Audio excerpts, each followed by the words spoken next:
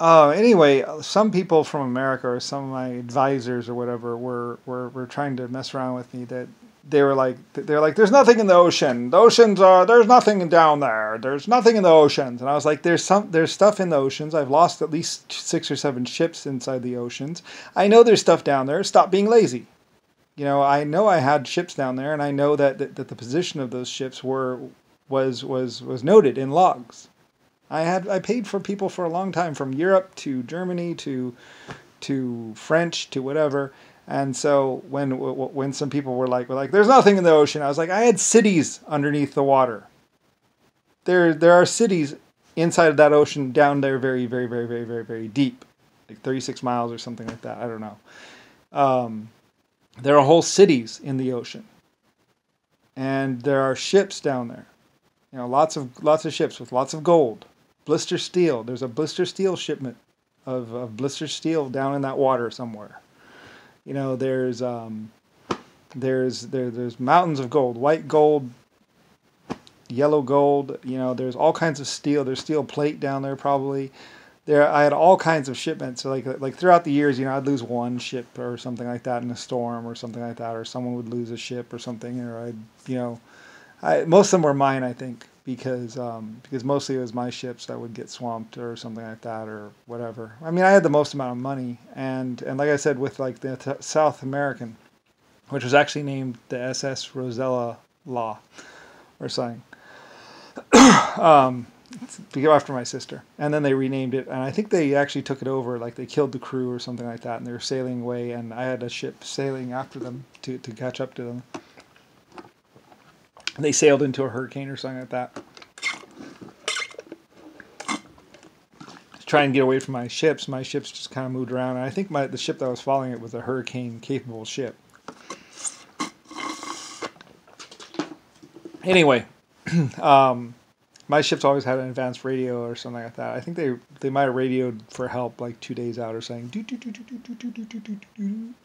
My ships always had like a dyno and radio, so they go do do do do, and it's just a power thing or whatever.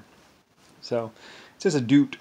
And I think they would have number or tick off taps for their individual ship or something like that. There's a way of identifying ships. I forget the exact thing. It wasn't like a radio. It was more like a telegraph radio. Anyway, and only my ships had it really. I mean, my ships were the most advanced. It was really expensive to put on there. So, and most people wouldn't do it, but I did. So anyway, a lot of people were like, there's nothing in the water. I was like 9 years old, and they're like, there's nothing in the water. There's nothing down there. It's like, yes, there is. There's a lot of stuff down there. You just have to find it. And so, I had been having like Russia was working on it. I had Germany working on identifying underwater targets or identifying underwater objects and stuff. And I had been working on it for like 120 years probably, or at least 90 or 100 years, like trying to identify things in the water and then trying to get a submersible down there to get them. So, I had invested like huge amounts of years in people's lives, like 2 or 3 generations of people trying to find stuff underwater, get down there to them. So anyway, and every time a ship would sink, I would have the captain, the captain would know to make a log entry, and try and find out or figure out where they were or where they probably were. So and afterwards I had people go and ask them, well, where do you think it was about? And stuff like that. And the people would tell them, and so there'd be a note. They'd say, well, it's about, and it's just a general thing. And then later on, I had the U.S. military doing side scan radar of the whole, or sonar, side scan sonar of the whole undersea, stuff like that. And I had Russia or Germany doing it. Everybody's been looking underwater, trying to identify the targets. And the technology wasn't all that great until like the 1930s, 1940s, and then we started getting some progress. And then really in the 1950s and 60s, we started really making progress as far as identifying objects underwater. And then now it's like really good. But it's like if you just keep spending money, eventually you'll get there. So, and I've had experts from China to probably everybody working on how to identify things underwater.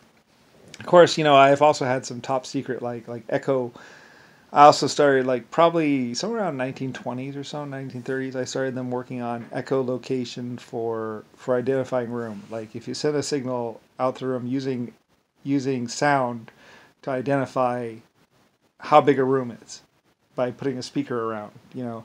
So they were trying to figure out the sound waves and get a computer program that would actually, or a program that would actually identify how big a room is by its sound waves, starting in like 1920, 1930 or something like that, which is like one of those ridiculous things of like, well, it's going to be a while, so just figure on paying yourself for like 5 years.